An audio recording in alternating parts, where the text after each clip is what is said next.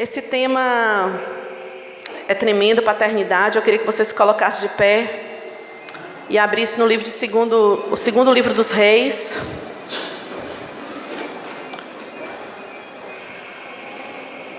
Segundo livro dos Reis, capítulo 13.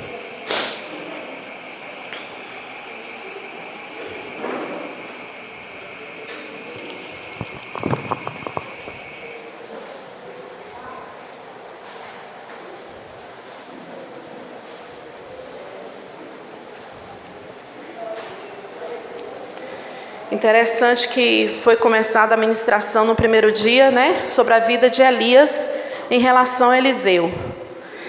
E esse homem teve uma trajetória tremenda como filho, Eliseu, e ele se tornou pai também.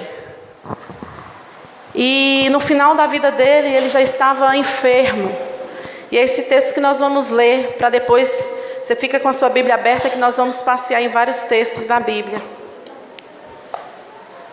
Palavra do Senhor no capítulo 13 do segundo livro dos Reis, versículo 14, diz assim: estando Eliseu padecendo da enfermidade de que havia de morrer, Jeoás, rei de Israel, desceu a visitá-lo, chorou sobre ele e disse: meu pai, carros de Israel e seus cavaleiros. Então lhe disse Eliseu: toma um arco e flechas. Ele tomou um arco e flechas. Disse ao rei de Israel: retesa o arco, e ele o fez. Então Eliseu pôs as mãos sobre as mãos do rei e disse: abre a janela para o oriente. Ele abriu. Disse mais Eliseu: atira, e ele atirou. Prosseguiu: flecha da vitória do Senhor, flecha da vitória contra os sírios, porque ferirás os sírios em Afeca até os consumir. Disse ainda: toma as flechas. Ele as tomou. Então disse ao rei de Israel: atira contra a terra. Ele a feriu 3 vezes e cessou. Então o homem de Deus se indignou muito contra ele e disse: 5 ou 6 vezes a deverias ter ferido. Então feririas os sírios até os consumir. Porém agora só 3 vezes ferirás os sírios. Espírito Santo, a tua palavra é tremenda. É a palavra do Pai. É Jesus. É a tua manifestação, Espírito Santo. O Senhor é que traz vida a todas as coisas. Por isso gera em nós o que havia dentro de Jesus. O entendimento que Jesus teve para viver nessa terra como homem. Gera isso em nós nessa manhã aqui. Que seja uma manhã inesquecível na nossa vida, na nossa história. Para a nossa casa, para a nossa igreja, Senhor. Nós queremos ouvir a tua voz. Tu és o Pai dos pais, Pai eterno, Pai amado. A voz de um pai na direção de um filho desmonta toda a estrutura maligna. Libera o filho para um crescimento. A voz do Pai traz destino. E nós estamos aqui como filhos do Senhor para receber uma voz de comando nessa manhã da parte do teu Espírito, para que se manifeste na nossa vida os benefícios da paternidade, no nome que é sobre todo nome, o nome de Jesus. Todo pensamento agora seja levado cativo à obediência daquele que venceu todas as coisas, daquele que foi até o fim, daquele que Deus o elevou e lhe deu o nome sobre todo nome, Jesus Cristo de Nazaré. Todo ouvido agora seja aberto para ouvir a palavra de Jesus nessa manhã, no nome de Jesus. Amém. Amém? Pode se assentar, queridos. Não sei se meu marido tem na Bíblia dele a versão King James. Não, no celular tem? Mas, queridos, aqui a gente vê a história de um pai também. Eliseu. Interessante que a mesma frase que ele falou para Elias, no final agora da sua vida, que Eliseu falou para Elias, que nós vimos no primeiro dia, amém? Meu pai, carros de Israel e seus cavaleiros. Carros de Israel e seus cavaleiros. E que quando ele falou, pediu algo para Elias, e Elias falou assim: dura coisa me pediste. Porque ele pediu a porção dobrada. E César ministrou aqui e disse muito bem: quem vai até o fim na aliança, na longevidade do compromisso, tem direito à porção dobrada, tem direito de ir mais além. O Senhor nos chamou para irmos até o fim. Jesus foi até o fim. Morte de cruz, pelo que Deus o exaltou e lhe deu nome sobre todo nome. Então, queridos, há uma alegria no coração do Pai quando o Filho consegue discernir a sua voz e exatamente cumprir com o comando que Ele lhe deu. Só que aqui é um momento diferente. Eliseu estava enfermo. Nós vamos ver que mesmo no momento de dificuldade, de limitação, um pai pode ser usado para liberar algo sobre os filhos.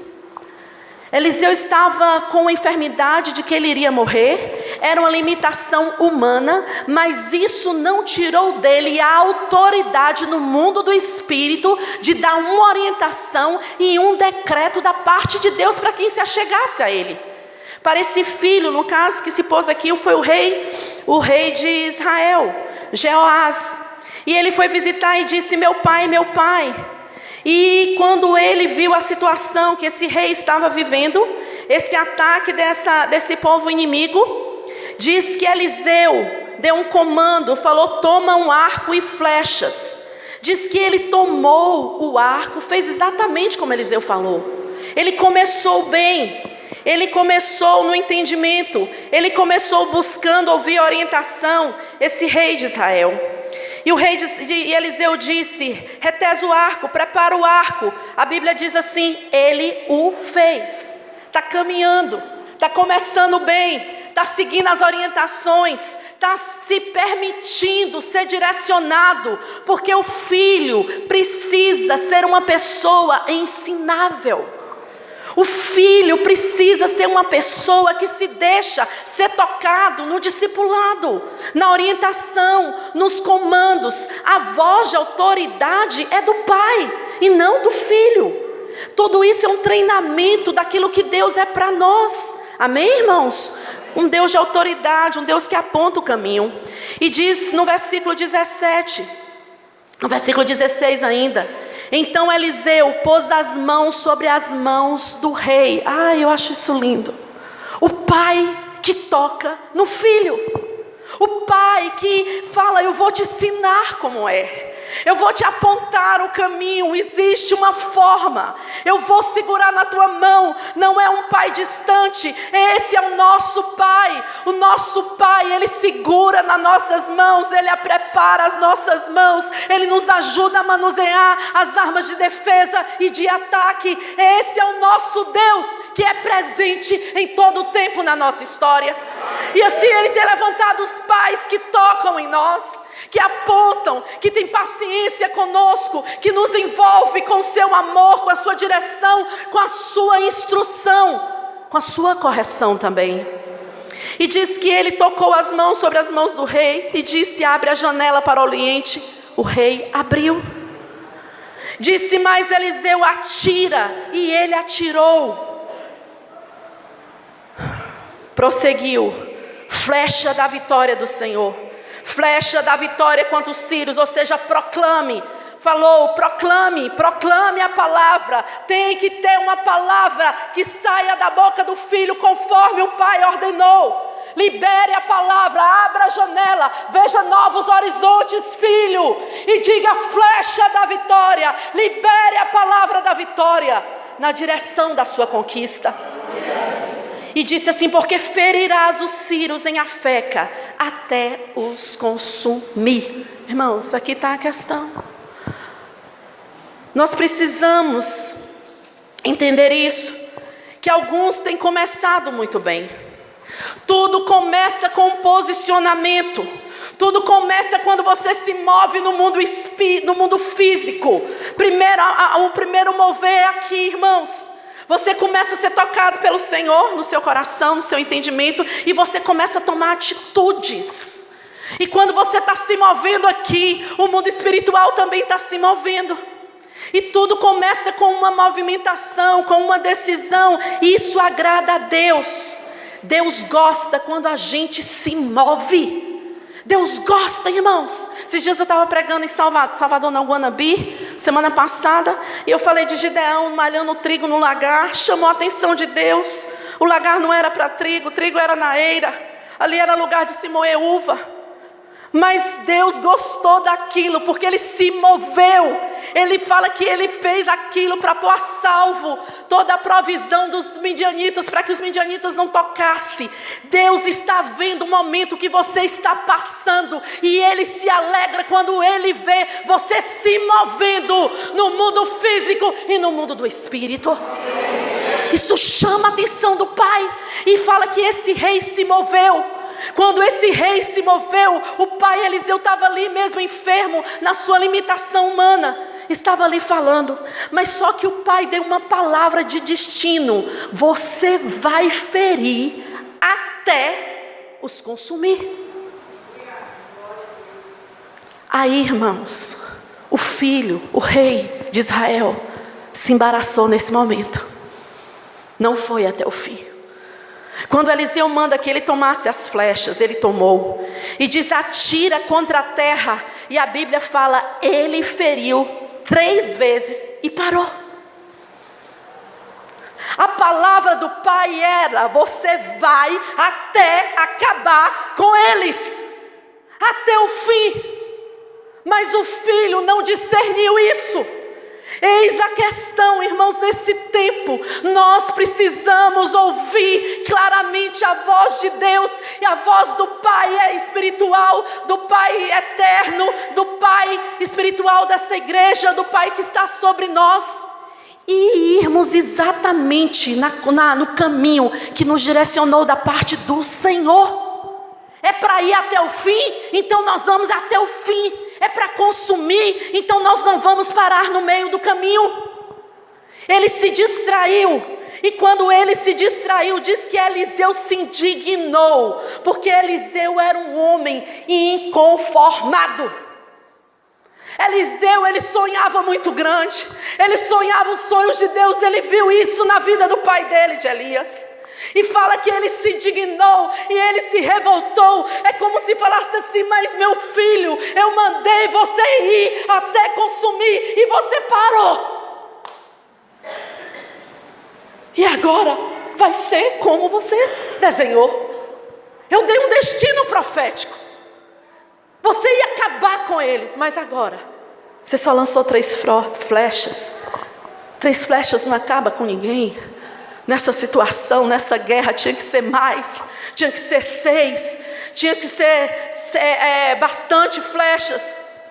5 ou 6 vezes as deverias ter ferido, então feririas os círios até os consumir, porém agora, somente 3 vezes ferirás os círios. Vitórias inacabadas. Você consegue entender? Vitórias que pararam no meio do caminho emperram a libertação. Fica alguma coisa ainda travada, porque não se foi até o fim. E aqui eu queria sair desse texto agora, para poder pensar em outras coisas. Vitórias inacabadas, irmãos. O tema da ministração hoje é os benefícios da paternidade. César disse ontem que a paternidade gera ordem. Hoje eu vou falar sobre a paternidade que gera mudança, que gera transformação, que gera dignidade, que gera uma conquista. E aqui nós vamos ver que houve uma paralisação. E a palavra para fechar esse texto é: ele feriu 3 vezes a terra e cessou. E parou. Mas o que me vem ao espírito é que nós vamos terminar essa manhã com uma força do Espírito Santo, com indignação dentro de nós, para se levantar nesse tempo, para dizer: nós vamos até o fim. Aquilo que nos foi confiado pelo Pai, aquilo que o Pai espera de nós, não vai ficar no meio do caminho, na nossa vida, na nossa igreja, nos nossos relacionamentos, porque Deus é Deus de libertação e de conquista plena. Aleluia!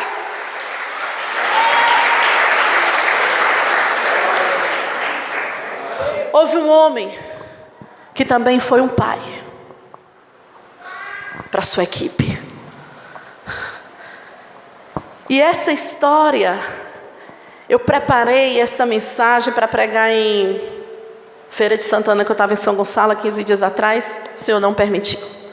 Preparei para Guanabi, o Senhor não permitiu. O Senhor mudava a mensagem de um dia para o outro, sem falar na hora que eu estava sentada, e já mudava algumas coisas. E quando eu estava vindo para aqui, o Senhor falou assim: você vai terminar suas férias pregando sobre isso.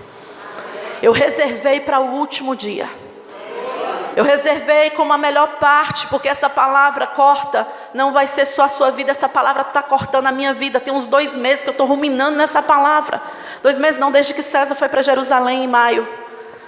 E cada vez que eu me debruço sobre esse texto, que eu quero que você abra aí, no 2º livro de Samuel.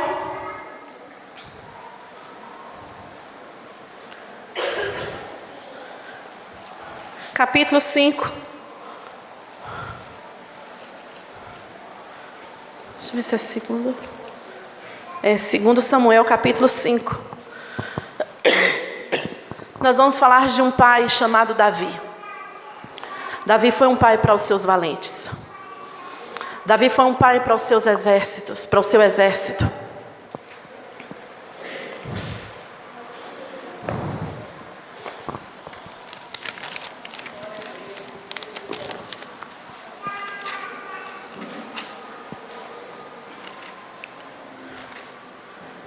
O texto que nós vamos ler fala da conquista da cidade de Jerusalém por Davi e por seus valentes.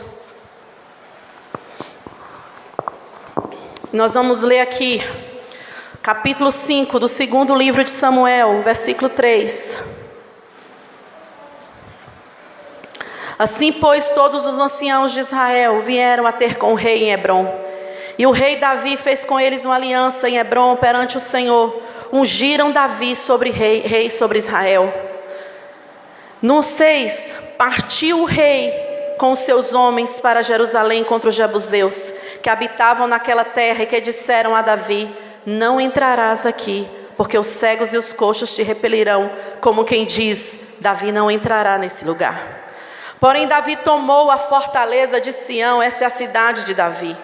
Davi naquele dia mandou dizer: todo o que está disposto a ferir os jebuseus, suba pelo canal subterrâneo e fira os cegos e os coxos, a quem a alma de Davi aborrece. Por isso se diz: nem cego nem coxos entrará na casa. Assim habitou Davi na fortaleza, ele chamou a cidade de Davi. Foi edificando em redor desde Milo e para dentro. Ia Davi crescendo em poder cada vez mais, porque o Senhor Deus dos exércitos era com ele. Amém? Depois nós vamos ler lá em Crônicas também. Daqui a pouco a gente lê novamente. Mas esse texto fala de um momento da vida de Davi. Ele foi, irmão, você vai entender os benefícios da paternidade. Paternidade gera conquista, gera honra, gera dignidade. O entendimento que Deus quer que você tenha para viver nessa vida como um filho, debaixo de autoridade de um pai, para avançar numa grande conquista. Davi é ungido rei de Israel, e quando ele é ungido rei de Israel agora, fala que ele partiu porque Jerusalém era tomada pelos jebuseus. Jerusalém na época de Abraão, que se encontra com Melquisedeque, era chamada Salém, cidade da paz.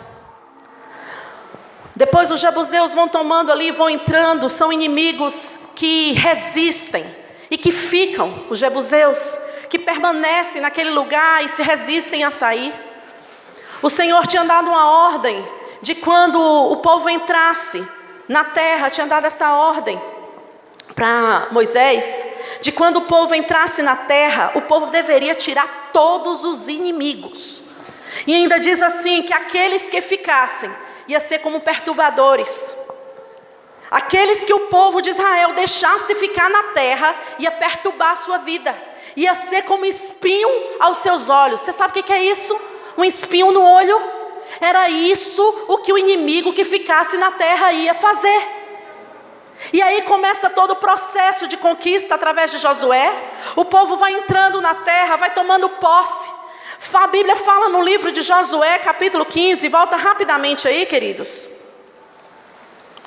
Josué, capítulo 15, versículo 63.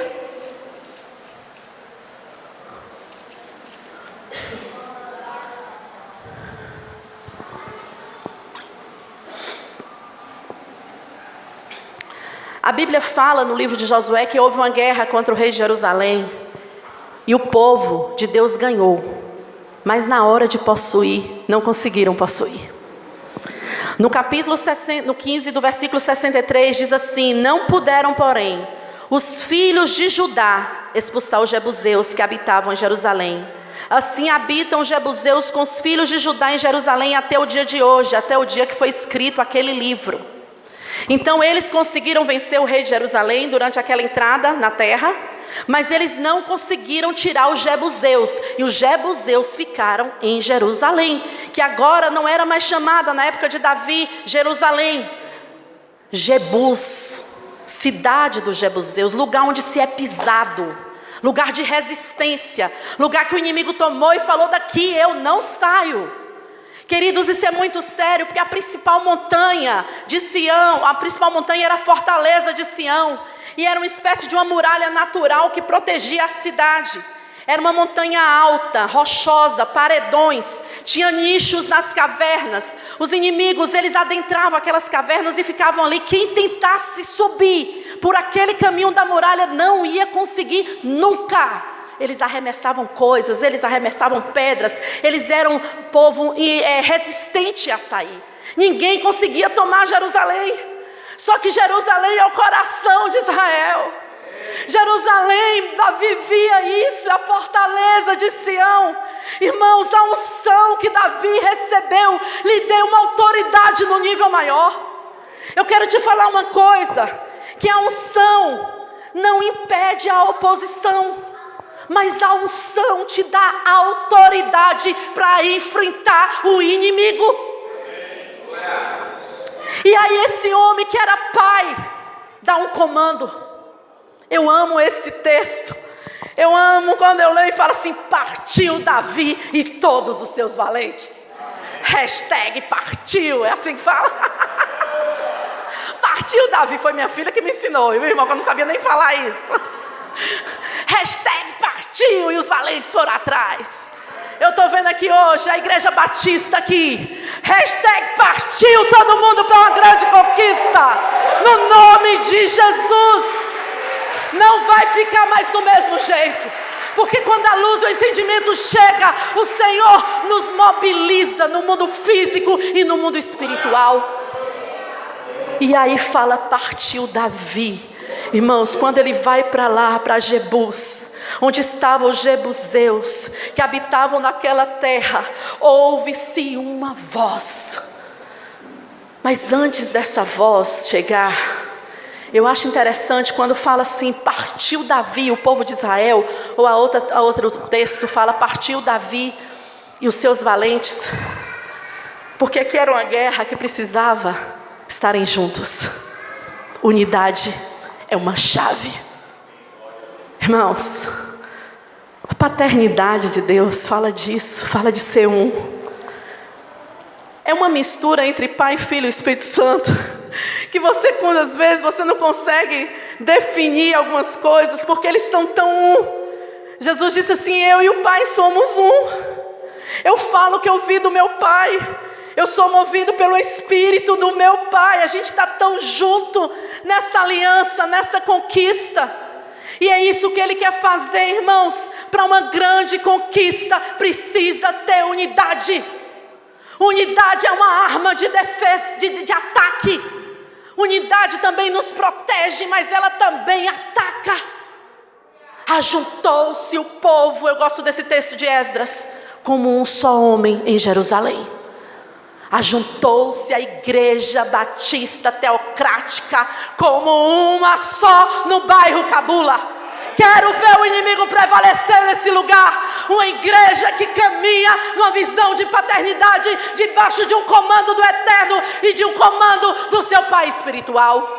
Ajuntou-se o povo, ajuntou-se as mulheres com a pastora Lani, ajuntou-se a igreja debaixo do comando do pastor Luiz, ajuntou-se o povo da igreja batista como um só. Não é a minha luta, é a nossa luta. Porque Deus não é Deus de eu, mas é nós. Façamos um homem a nossa imagem, a nossa semelhança. Pai nosso que estás nos céus, o pão nosso, Deus é Deus de unidade. E aí, irmãos, eles vão todos os valentes. E quando chega ali, há uma voz do inimigo, porque sempre vai ter a voz do inimigo. E diz assim, no primeiro livro de Crônicas, capítulo 11. Deixa Crônicas e Reis não, Samuel, aberto. Diz assim, versículo 5 do capítulo 11 de Crônicas, primeiro livro. Disseram os moradores de Jebus a Davi: tu não entrarás aqui. Interessante isso, né, irmãos? O inimigo dando comandos. Primeiro 11 e segundo Samuel 5. Deixa eu pegar aqui.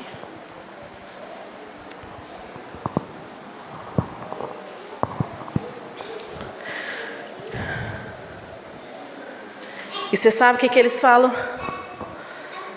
Davi não entrará aqui, porque os cegos e os coxos o repelirão. Irmãos, é afronta, é desdém, é rir da nossa cara, é querer falar que qualquer que quem tem limitação vai nos paralisar. Davi não entrará aqui, os jebuseus disseram, porque até os cegos e os coxos vão tirar ele daqui. Ou seja, quem é Davi? Quem são os valentes de Davi? Existe uma pesquisa que diz que aquele povo que habitava aquelas cavernas, os jebuseus, que tinha um outro grupo dentro deles, os jebusitas, que eles eram um povo difícil de se relacionar, um povo que não cresceu no relacionamento. E eles eram resistentes e ninguém podia lidar com eles, um povo difícil de lidar. São coisas, irmãos, que nós precisamos discernir e entender na nossa vida, que querem tomar território dentro de nós e que estão resistindo a sair. A primeira conquista é a de si mesmo. É aqui, irmão. Você sabe que como Davi queria Jerusalém, porque era o coração de Israel, o inimigo quer o nosso coração. O inimigo quer a nossa mente. Ele sabe que se ele tiver a nossa mente, se ele conseguir colocar os pensamentos, os destinos dele, se ele conseguir colocar as impressões dele, ele vai nos paralisar. E a gente fica atado, preso. Mas esse homem que foi um pai, fala que Davi, só fala assim, Davi tomou a fortaleza de Sião. Um texto fala, Davi foi, Davi não gritou, Davi não esbravejou, Davi agiu debaixo da unção e da autoridade que ele tinha recebido.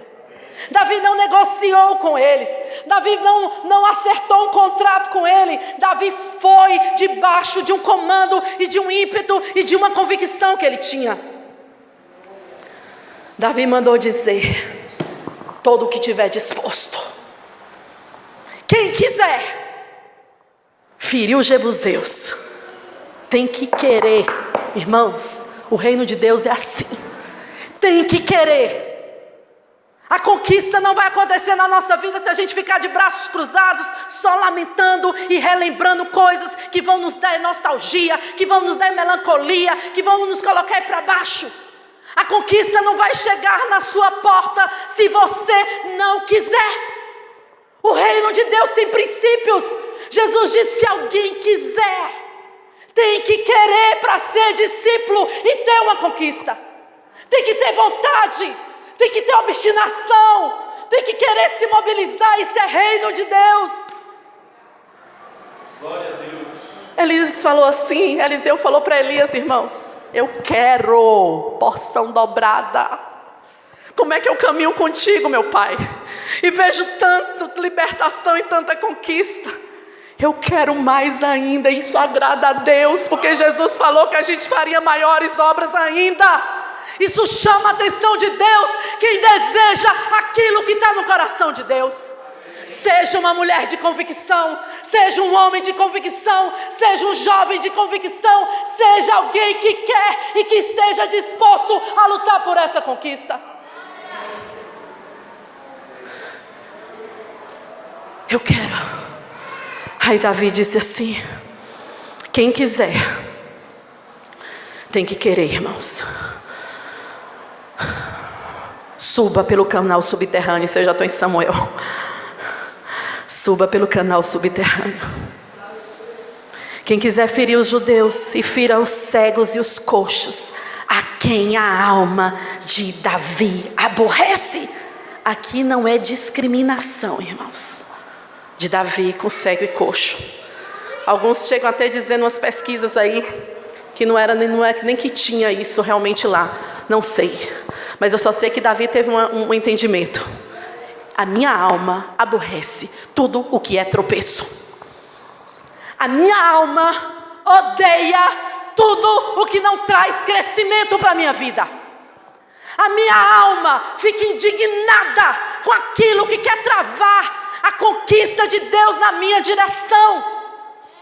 A minha alma se mobiliza e aborrece tudo aquilo que vai me impedir de viver nessa terra o que Deus já estabeleceu para mim desde a eternidade.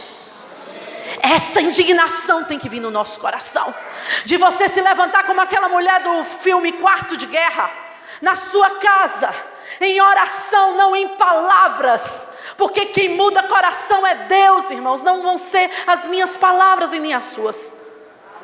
E se levantar em oração, como naquele filme, que a mulher olha e abre aquela porta. Israel me fez assistir umas 3, 4 vezes esse filme com ele, só por causa daquela cena. Que a mulher abre a porta e fala assim: acabou, Satanás. Essa casa aqui agora está debaixo de nova regência. É a regência do governo de Deus, de Jesus Cristo. Você pode dar um glória a Deus? Aleluia, Jesus. Nós já alcançamos muitas coisas, irmãos. Nós já alcançamos muitas coisas, mas existem territórios ainda não alcançados. Existem descobertas para nós a serem ainda conquistadas, porque os pensamentos do Senhor são mais altos que os nossos pensamentos. E Deus quer, irmãos, Deus quer que no poder do Espírito Santo você venha atingir aquilo que está no coração dele. Aí você me pergunta: pastora Ná, o que representa os jebuseus hoje? Quem são os jebuseus hoje? O Espírito Santo vai te mostrar. Se vocês quiserem ligar o ventilador aí para vocês virar aí, irmãos, viu? Porque tá quente mesmo.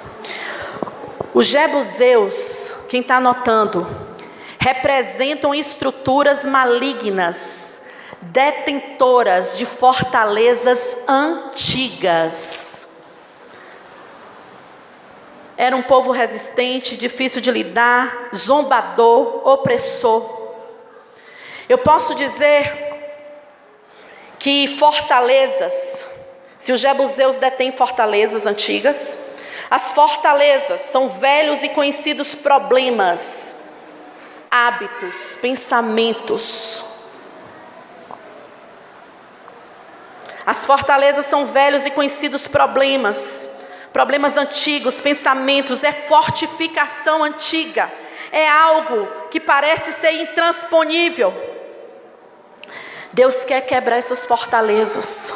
São coisas que você olha para você e fala assim: não acredito que isso aqui ainda está aqui. Isso aqui tem que sair. São coisas que colocam você para baixo, que traz desânimo, que traz medo, que te oprime, que vem para trazer uma voz para te fazer recuar, para minar a tua força, que você olha e fala assim: não, é demais para mim. Se é fortaleza, é estrutura forte, irmãos. Não é qualquer murinho, não, é coisa bem sedimentada, que tem base. E eu creio que o Espírito Santo, nesse congresso de paternidade, vai falar, você vai sair daqui, e eu sei que vocês ficam ruminando essa palavra, e vocês vão sair por semanas e semanas ouvindo essas ministrações, suas anotações, e o Senhor vai mostrar o que é base ainda do inimigo, o que ainda tem força dentro da sua alma, o que precisa ser arrancado para que a sua conquista seja plena em todas as áreas. Desânimo, afronta, zombaria, era isso que o inimigo fazia para nos impedir de avançar. Tu não entrarás aqui, oh irmãos. Um dia eu acordei, eu vivi uma situação no dia, e eu ouvi essa voz. Uma fragilidade da minha vida, uma fragilidade da minha alma. Quando eu me embaracei, eu ouvi o inimigo falando comigo: você não entrará aqui. Mas o Espírito Santo é tão lindo, porque quem quer ouvir a voz de Deus vai bradar mais alto. Só foi o tempo de eu parar e me ajoelhar e falar assim: a tua palavra diz que invoca-me e o Senhor vai responder. Que o sangue de Jesus tem poder de ajustar todas as coisas dentro de nós e colocar ordem, porque tem poder de perdoar pecado. E aquilo que é fragilidade agora minha, Senhor, emocional, que veio para me atribular, eu lanço diante daquele que tem uma voz que é capaz de definir a minha história. Mas irmão, só foi eu fazer isso dentro do banheiro do meu trabalho. Eu entrei ali, fechei a porta e ajoelhei. Mas veio uma força e uma indignação dentro de mim, que eu falei: partiu para conquistar. O inimigo não vai me parar com medo, com afrontas, com injúrias. Maior é aquele que está dentro de você, que se manifesta na sua vida, do que aquele que tenta fazer zombaria e tumulto aí por fora. Identifique as fortalezas que ainda resistem e que não foram vencidas. O inimigo quer pegar a sua fraqueza e colocar como uma fortaleza para ele se estabelecer ali. Aí você precisa se identificar quais são essas fortalezas que se instalaram às vezes dentro da sua casa. Davi foi movido, irmãos, pelo Espírito de Deus. Ele tinha convicção da unção que ele tinha recebido, foi uma autoridade. Deus quer que você exercite o nível de autoridade que Ele te deu, para você, através do poder do nome de Jesus e da presença do Espírito Santo, irmãos, vencer todas as coisas. A chave para uma batalha espiritual é o entendimento. Você precisa deixar que o Espírito Santo revele para você as armas de defesa e de ataque. Davi abriu o coração dele para novas decisões. Ele poderia ter pensado assim: poxa, Josué não conseguiu tirar os jebuseus, eu vou ficar aqui também, vou reinar sem ter Jerusalém. Josué com sua equipe não conseguiu. Mas ele tinha uma obstinação no coração dele, falou assim: não, o tempo agora é outro, a unção é crescente, o que não se venceu no passado não quer dizer que não vai se vencer agora, eu vou e vou com toda a força. Irmãos, fortalezas precisam ser destituídas. Eu queria que você abrisse aí no livro de 2 Coríntios, capítulo 10.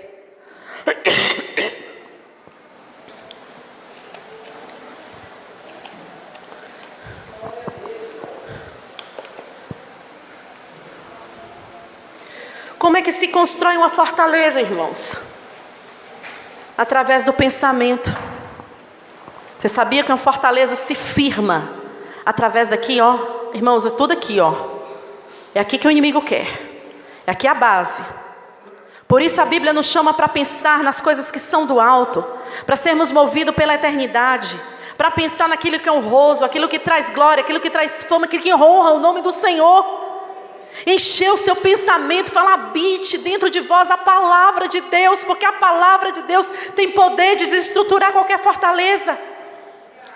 E fortaleza, ela vem tentar se arraigar na nossa vida no pensamento pervertido e malignos. Pensamentos que não estão alinhados com a palavra de Deus. Pensamento, irmãos, é fundamento das altas muralhas. Interessante que existia uma fortaleza também na cidade de Corinto. Eu até anotei na pesquisa que eu fiz, Acrocorinto. Era uma formação rochosa acima da cidade de Corinto. Por isso que quando Paulo vai ler esse versículo, vai falar esse versículo em 2 Coríntios 10:6, 10:4, ele estava vendo aquela fortaleza ali, e ele sabia muito bem o que significava aquela fortaleza. E a subida de visitantes à fortaleza, para subir aquela fortaleza exigia esforço, tinha que ter atitude. Aí Paulo vem aqui em 2 Coríntios 10, diante desse contexto. Eu amo esse texto. Na realidade nós amamos a palavra do Senhor, né, irmãos? Paulo vem e fala assim, porque no versículo 3, embora andando na carne, nós não militamos segundo a carne, porque as armas da nossa milícia não são carnais, e sim poderosas em Deus, para destruir o que, irmãos? Fortalezas. Foi a mesma impressão do contexto de Davi. Davi viu uma fortaleza e falou, eu tenho a arma certa, eu tenho a autoridade, eu tenho a força do Senhor, eu tenho a unção do Senhor, e eu vou com a minha equipe. Aí Paulo vê uma fortaleza na cidade de Corinto e fala assim, olha, nós estamos na carne, mas a nossa arma não é carnal. Nós podemos sim, as nossas armas são poderosas em Deus para destruir fortaleza, anulando o nosso sofisma e toda altivez que se levanta contra o conhecimento de Deus. Você sabe o que ele está falando? Nós vamos usar das armas espirituais. Nós vamos com as armas espirituais destruir sofisma. Sofisma é pensamento, quem está anotando, pensamento falso com cara de verdadeiro. É um argumento que está viciado em mentiras e que induz a uma lógica errada. É o raciocínio inteligentemente e aparentemente correto, mas que induz ao erro. É um argumento bonito, mas que vai te levar ao erro, porque é uma mentira com uma aparência de verdade. É tão forte que te engana. Parece, mas não é.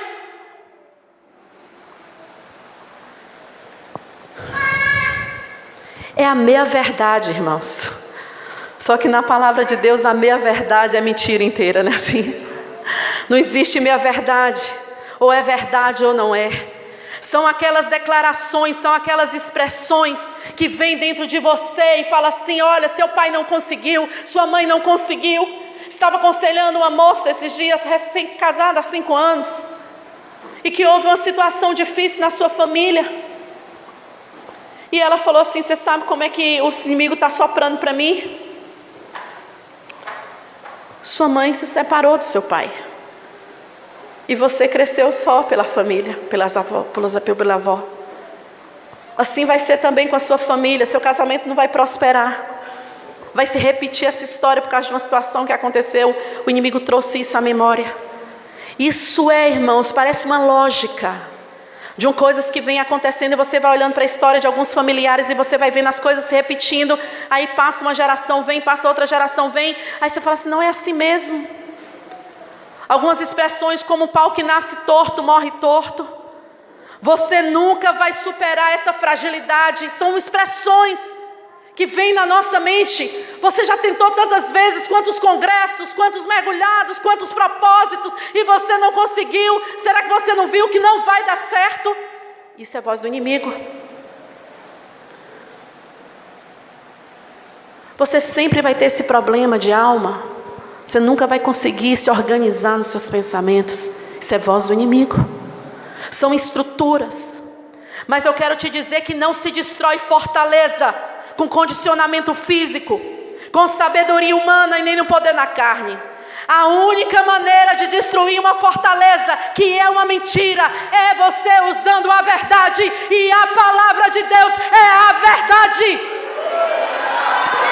Eu vou destruir no nome de Jesus, junto com você, qualquer fortaleza que esteja no nosso caminho, na nossa alma, com a palavra, com a voz de Deus, com a voz do Pai, porque é a voz do Pai na minha direção, como César muito bem disse, me leva a viver nessa terra aquilo que o Pai desenhou para mim. É o meu destino profético nessa geração. A voz do Pai, então eu fico com o que sai da boca do Pai. É a verdade. Jesus disse: eu sou a verdade.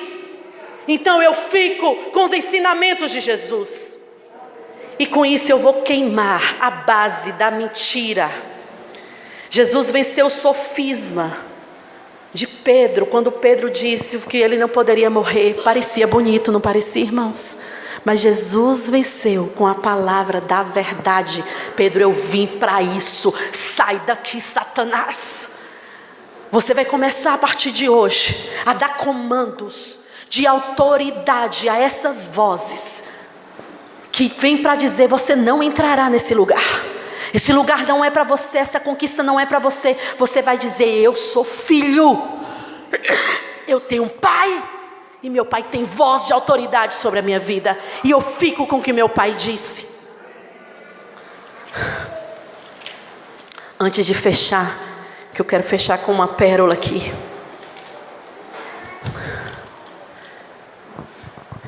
Davi fala assim: quem quiser ferir os jebuseus, suba pelo canal subterrâneo. Esse canal existe lá. 16 anos houve uma pesquisa e terminou acho que em 2002. Nós vamos subir esse canal lá. As águas que caíam desse canal, para esse canal eu enchi o tanque de Siloé. Existe uma muralha daquela época, ainda existe uma só. Eu vi um vídeo, você colocar no YouTube, você vai ver arqueologia bíblica, canal subterrâneo, você vai ver lá o pessoal entrando, subindo lá. É uma subida íngreme, irmãos. É uma subida difícil. É uma subida difícil. Exige um esforço, exige uma determinação. Não se podia conquistar aquela montanha escalando os paredões, como eu falei. Tinha que subir pelo canal subterrâneo, só que o inimigo não contava com isso. O que o Espírito Santo fala ao meu espírito é que ele vai te dar estratégias que o inimigo não está contando. Ele vai revelar segredos que o inimigo não esperava que você chegasse aos seus ouvidos. Mas isso vai ser gerado no secreto. Isso vai ser gerado na humilhação. Quanto mais você se humilhar, eu falei ontem com os pastores, tenho compartilhado com meu marido, para mim uma chave, irmãos, uma chave, se chama autoesvaziamento.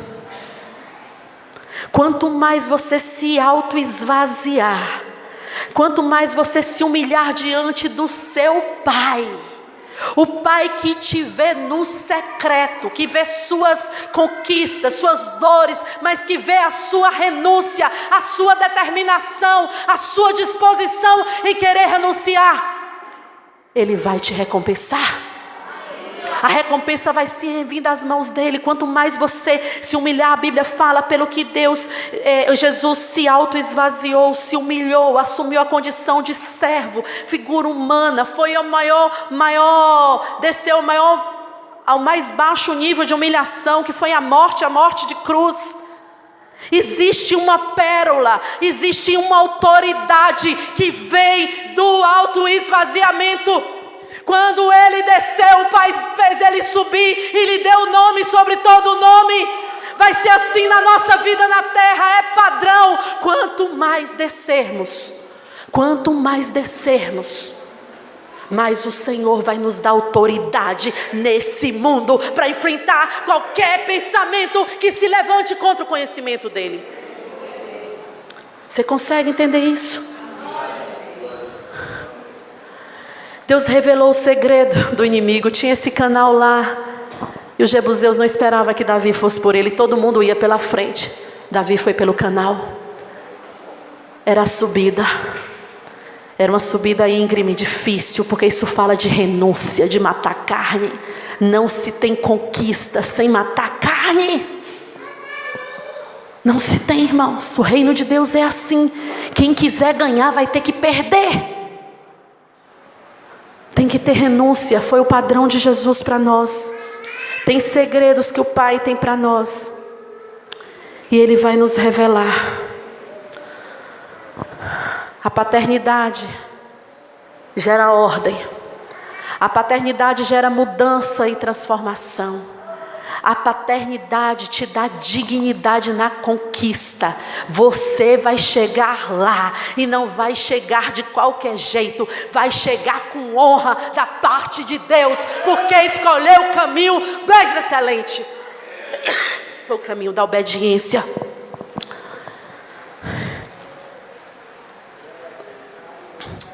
A palavra de Deus é linda. Eu queria que você abrisse no livro de João. Eu queria fazer o fechamento dessa palavra.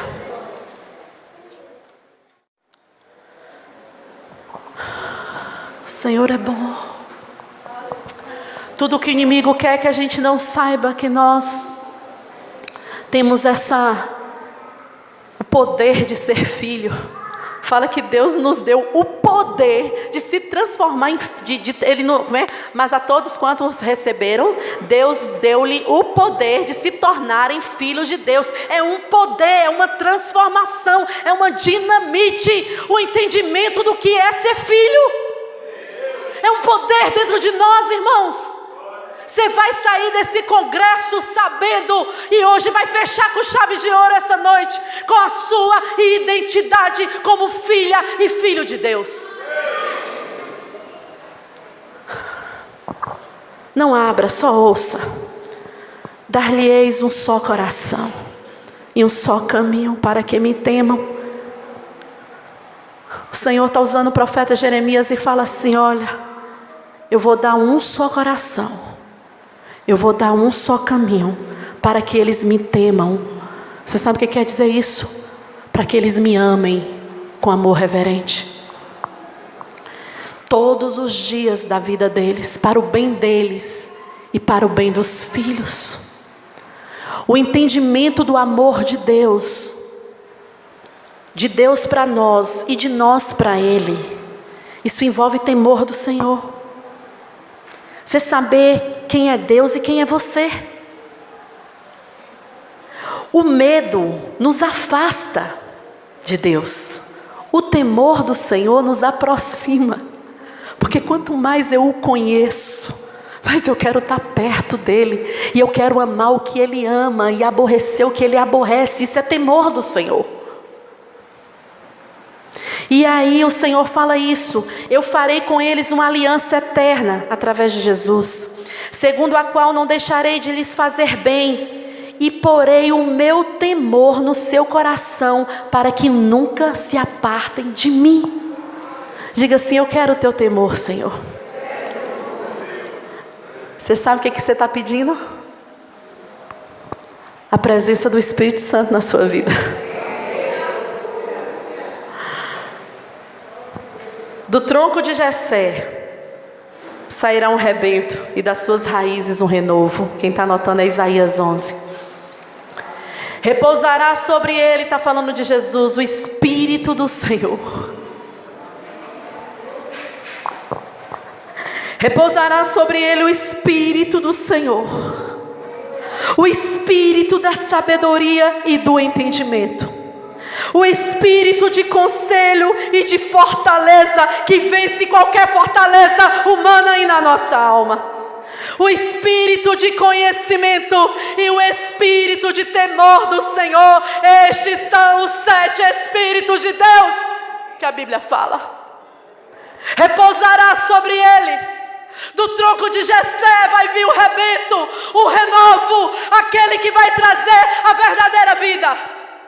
E sobre ele, e ele vai viver nessa terra com meu espírito, o espírito do Senhor, o espírito de sabedoria e de entendimento, o espírito de conselho e de fortaleza, o espírito de conhecimento e o espírito de temor ao Senhor. Esse é o espírito que Deus derramou sobre a sua vida.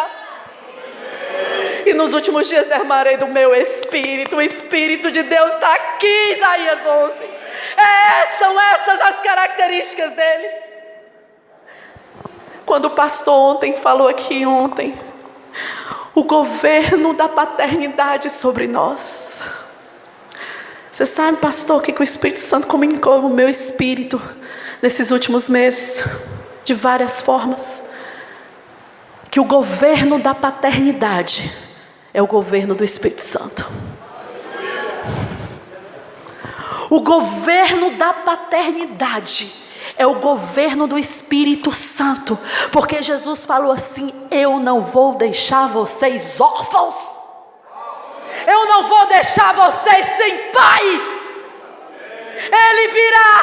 Eu preciso ir para que o pai mande o outro é do mesmo jeito. Eles são a mesma pessoa. Pai, Filho, Espírito Santo, eles são um. Eu vou e o pai vai mandar o outro, e o outro vai encher vocês, e eu vou vir e vou me manifestar a vocês. É pela presença do Espírito Santo. Por isso, irmãos, quanto mais do Espírito você tiver, quanto mais cheio do Espírito, mais o entendimento da paternidade, mais entendimento do que é ser filho. O que fez Jesus como um homem diferente de todos os homens foi a presença do Espírito Santo na vida dele. Ele falava assim: eu só faço o que eu ouvi do meu pai. Quem é que falava com ele? O Espírito dentro dele é o Espírito de Deus. Não vos deixarei órfãos. João 14:18. Eu voltarei. Vocês não são órfãos. Vocês não precisam ficar atribulados. Eu voltarei. Eu não vos deixarei sem paternidade. O meu Espírito habitará dentro de vocês. É o Espírito do Pai que traz revelação do que ouviu do Pai. Porque só Ele pode sondar a profundidade do coração, as intenções do coração do Pai. A presença do Pai em nós é a presença do Espírito Santo. Por isso que quando você está falando bom dia Espírito Santo, você está falando a respeito do Espírito do Pai. Eles não se competem, eles são um.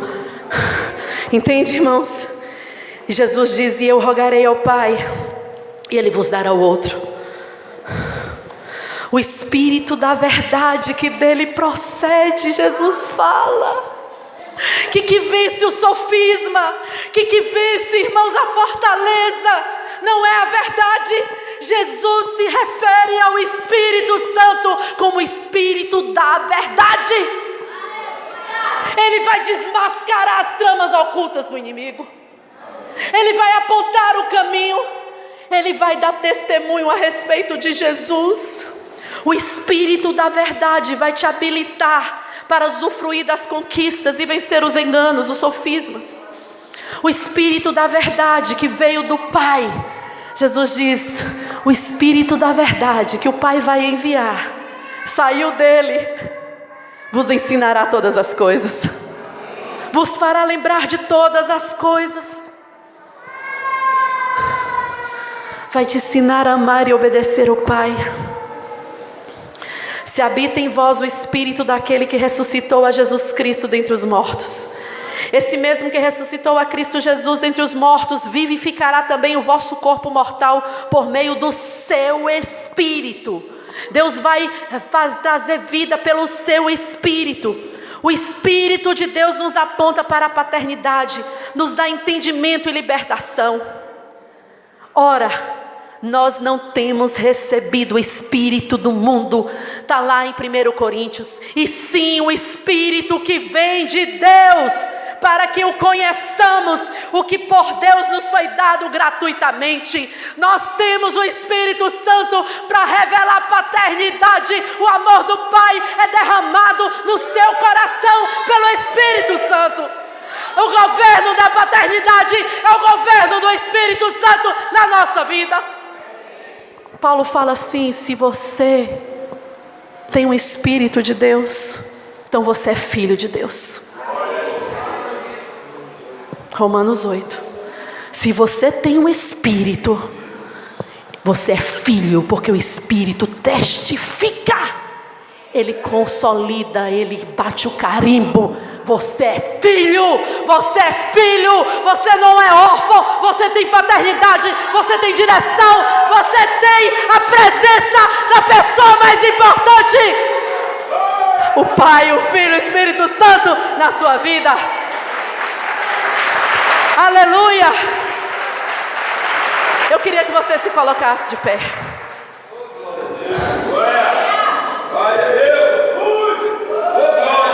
Tem uma chave que Deus já nos entregou: ser cheio do Espírito Santo. O Espírito da verdade. O Espírito da verdade, que não deixa a gente enganado. O Espírito Santo. Naquele livro que eu comprei ontem, pastor, Os 7 Segredos da Vida de Moody, eu estava ali e falei assim, na livraria: oh, irmãos, o Espírito Santo é lindo, ele revela tudo. E eu falei: Espírito Santo, são tantos livros aqui, qual que o Senhor tem para mim, para esse tempo agora com minhas discípulas? Eu queria chegar lá e estudar algumas coisas com elas. De repente eu me pego num livro bem fininho, R$14, irmãos. Tem assim: Os Segredos da Vida de Moody. Um homem tremendamente usado por Deus, escrito pelo seu amigo. E está lá: 7. Vida de oração intensa, amor e prática da palavra, desapego a dinheiro. E tem lá outros. Quando foi hoje de manhã, eu peguei o livro novamente. Está lá o último ponto: ser cheio do Espírito Santo. É a chave, irmãos, para selar tudo. O Espírito Santo vai te ensinar a amar a palavra, vai te dar revelação da palavra, vai te ajudar, irmãos, a manter uma vida de oração, de orar aquilo que convém, na hora que convém. Dr. Miles Monroe diz assim: às vezes a pessoa mais mal compreendida hoje da terra é o Espírito Santo. Todo mundo quer os feitos, quer os milagres, mas às vezes não quer parar para ter intimidade com o Espírito Santo. Tem um livro que marca na nossa vida: é a pessoa mais importante da terra, o governador do reino, o Espírito Santo. E o Senhor me falou, sabe o que é essa manhã? Que Ele quer te encher dele. A presença do Pai, através do Espírito Santo na tua vida. Sai do seu lugar, vem aqui para o altar, vamos juntar aqui. Quem não for batizado com o Espírito Santo vai ser batizado hoje. Quem já é cheio do Espírito Santo vai transbordar. Mas nós vamos buscar o Espírito Santo, porque Jesus sabia que não tem condição de viver nessa terra sem a presença do Espírito Santo. Jesus disse: eu preciso ir, porque se eu não for, outro não virá, e é Ele que vos ensinará a guardar toda a verdade. Comece a dizer para o Espírito Santo: eu quero ser cheio.